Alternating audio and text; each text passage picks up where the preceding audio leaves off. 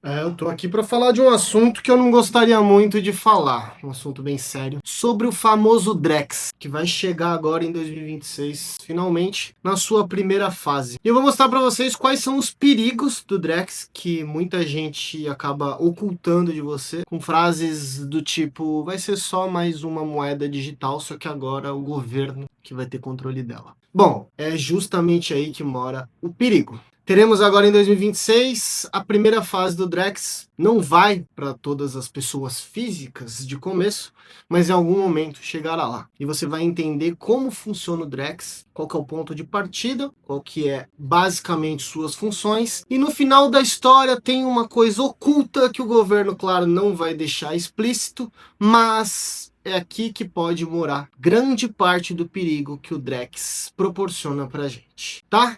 Então, nesse conteúdo, você vai descobrir finalmente o que é esse tal de Drex e o que vai acontecer a partir de 2026. Primeiro de tudo, é legal que você entenda o que é o CBDC. São as Central Bank Digital Currency. São as criptomoedas dos bancos centrais. E aqui tem um pequeno aspecto que nessa primeira fase vai diferenciar bastante o que é uma CBDC do Banco Central na primeira fase, que ela pode se tornar no futuro. Primeiro, o Banco Central deixou claro que para utilizar um blockchain, ele teria que ter camadas adicionais de segurança, tá? Para você que ainda não está muito familiarizado, blockchain é a principal plataforma que a gente tem por trás das criptomoedas. Quando você tem um blockchain sério, ele armazena todas as transações e dentro dele você tem algo que te torna seguro. Você consegue entender quais são as transações porque elas ficam ali de maneira permanente. Imagine que toda transação do Bitcoin está dentro do blockchain do Bitcoin, que é um grande banco de dados para poder facilitar aqui a compreensão da história. E cada criptomoeda, cada Bitcoin criado e cada Bitcoin transferido está lá dentro daquele blockchain. Agora, o Drex, que é o Bitcoin do Banco Central, está mais para uma stablecoin do Banco Central, já que cada Drex terá seu equivalente em real na outra ponta, ou seja, um Drex vai valer R$1. Você, no final das contas, terá todas as transações passando por uma plataforma que não será o blockchain no primeiro momento, já que o blockchain que a gente tem disponível no mundo de criptomoedas não traz as seguranças necessárias que o Banco Central disse que gostaria de ter, tá? Mas basicamente a gente tem uma versão mais radical dos CBDCs e a gente tem essa primeira versão que agora nesse momento será utilizada por grandes instituições, para os grandes bancos, e lá ficarão registradas algumas das suas reservas, suas transações, e a grande parte daquilo que de fato pode impactar mais a nossa vida não vai acontecer nesse primeiro momento. E aqui a gente tem um tema bem importante. Quando o CBDC, quando o Drex for de fato para o varejo, for para nossa utilização de maneira global, ele vai funcionar da seguinte forma. Imagina que o Banco Central vai criar uma conta para você lá dentro, tá? Você não terá mais a necessidade de ter contas em outros bancos. Você não vai precisar ter conta no Itaú, você não vai precisar ter conta no Bradesco, você não vai precisar ter conta no Nubank. Você vai simplesmente ter conta lá dentro do Banco Central. Você vai ter uma conta corrente dentro do Banco Central. E essa aqui é a parte mais perigosa da história. Por quê? Imagina que você transforme os grandes bancos ou os principais bancos em obsoletos, já que esses bancos são privados, são instituições onde eles não têm um poder definitivo sobre o seu dinheiro, mas a partir do momento que você abre uma conta lá no Drex, lá no Banco Central, para utilizar o real digital, você tem uma conta dentro do Banco Central diretamente. E aí qual que é a grande diferença? O governo terá controle absoluto. A gente vai ter um poder enorme nas mãos dos governantes, que pode transformar até esse instrumento em algo que fortaleça governos totalitários, para que eles consigam ter controle absoluto de tudo aquilo que você faz. Se você gastar R$5.000 por mês, ou se você gastar R$25.000 por mês dentro da conta que você vai ter lá no Banco Central, o governo vai saber exatamente o que você está fazendo. Ele pode cruzar dados com a Receita Federal, ele pode limitar aquilo que você pode gastar. Vamos supor que exista algum tipo de auxílio por parte do governo. Vamos pegar o Bolsa Família como exemplo. Aí o governo fala assim, ó, eu tô te dando auxílio e você só pode gastar isso com alimento.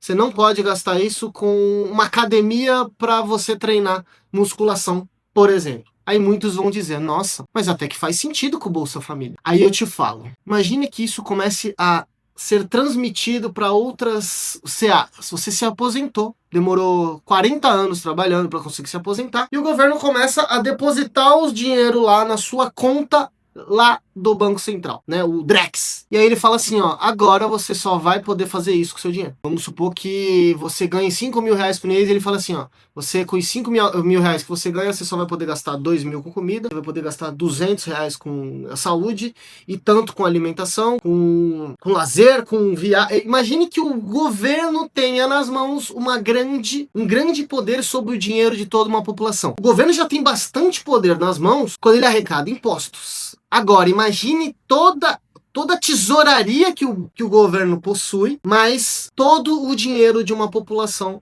ou grande parte do dinheiro da população, numa conta corrente lá dentro do Banco Central. A gente tem um poder absurdo nas mãos do governo, onde a gente pode ter decisões arbitrárias, a gente pode ter decisões ideológicas, políticas. Imagine que você seja obrigado no direto da fonte a ter que pagar um sindicato, onde você não tem o poder de escolha de não pagar. Então isso pode acontecer. Tiago, qual que é o cenário global diante dessas CBDCs? Olha, a gente tem um controle absoluto daquilo que acontece nas contas de uma população lá na China, tá? Lá na China a gente tem algo do tipo. Se a gente olhar para os Estados Unidos, foi proibido essa centralização de conta. E se a gente olhar para as principais economias mais livres do mundo, a gente não viu uma aceitação muito grande por parte da população, tá? Inclusive, houveram debates, inclusive, sobre isso. Houve uma parte da população que foi muito contra em alguns determinados países, e aí a gente viu os CBDCs serem proibidos. Aí, claro, lá na China, a gente sabe que tem um controle muito grande por parte do governo, do Partido Comunista Chinês, principalmente ali a gente sabe liderado por Xi Jinping. E aí a gente pode entender agora um pouquinho sobre a parte tecnológica da história, tá? A gente está vendo a fase 1 do projeto sendo colocado agora em 2026, e inicialmente o projeto tinha sido feito em um blockchain, como eu falei, tá? Agora, a gente não vai ter mais isso, pelo menos a princípio. E aí, quando o Drex ele é colocado fora de um blockchain, a gente teria justamente perdendo a única parte que teria de boa dessa história toda, né? Porque no blockchain a gente poderia inclusive entender como que as contas públicas estariam sendo gastas. Cada emenda parlamentar, cada dinheiro para obra, cada coisa que acontece dentro do universo governo passe pelo blockchain do governo e a gente pudesse ter acesso para uma auditoria maior. Nesse caso seria positivo, pelo menos nessa função. Mas como na primeira fase não teremos um blockchain, tudo que acontecerá lá dentro provavelmente será privado, como hoje é, e a gente não sabe exatamente para onde vai o dinheiro. Como eu falei já anteriormente, a primeira justificativa do governo para não usar um blockchain seria por segurança, já que os blockchains que a gente tem aí não atenderiam a critérios de segurança do governo. E um ponto importante aqui para a gente debater foi o posicionamento do presidente do Banco Central, o Galípolo, que foi recentemente colocado lá, depois que terminou, claro, o mandato de Campos Neto, foi colocado pelo presidente Lula. Ele reconheceu que a forma que foi publicado o Drex como real digital acabou criando uma certa confusão ali, não deixou muito claro como as coisas são. Ele confirmou, inclusive, que quando a gente olha para o clássico da literatura, de como funciona uma moeda, inclusive ele explicou uma diferença bem interessante do que é uma moeda endógena e o que é uma moeda exógena, que basicamente mostra a criação de crédito ou através dos grandes bancos, dos bancões de varejo, ou então criado pelo próprio governo / Banco Central, tá? A endógena, para quem não entende muito bem, é quando os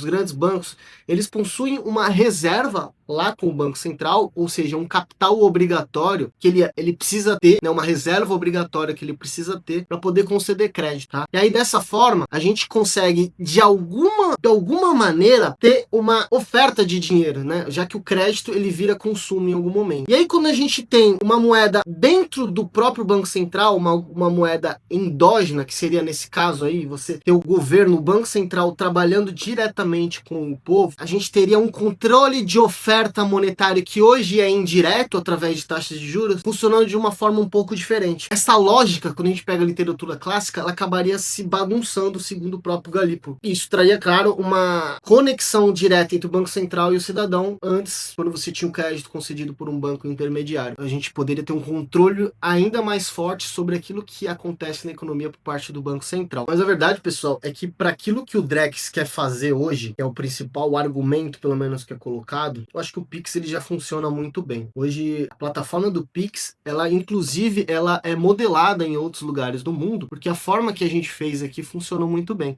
Inclusive, o sistema financeiro brasileiro, principalmente porque a gente tem tanta fraude, a gente tem tanto golpe no Brasil, a gente tem tanto... É uma loucura o nosso Brasil, quando a gente fala pro sistema financeiro como um todo, que o Banco Central ele teve que criar um sistema que fosse bem robusto, pelo menos o mais robusto possível. E o Pix ele se mostrou uma ferramenta que funciona muito bem. Então, quando a gente olha para essas CBDCs, quando a gente olha para o Drex, a gente entende que o Pix funciona de uma forma muito interessante, apesar do Drex ser um pouco diferente, mas para a população como um todo, que utiliza os grandes bancos, a gente vê que o governo, de alguma forma, ele quer ter ainda mais controle sobre aquilo que a gente possui no nosso banco, né? Nas nossas transações e tudo mais. Vamos ver aí quais serão os próximos passos disso tudo. A gente sabe que o Pix ele é muito eficiente, tem custo baixo, e o Drex ele viria com uma pegada a mais de você ter uma conta direta lá no Banco Central pra gente resumir a história. Agora, ele não ter o blockchain num primeiro momento por trás, talvez até seja uma notícia relativamente positiva de alguns aspectos, tá? Se a gente tivesse um CBDC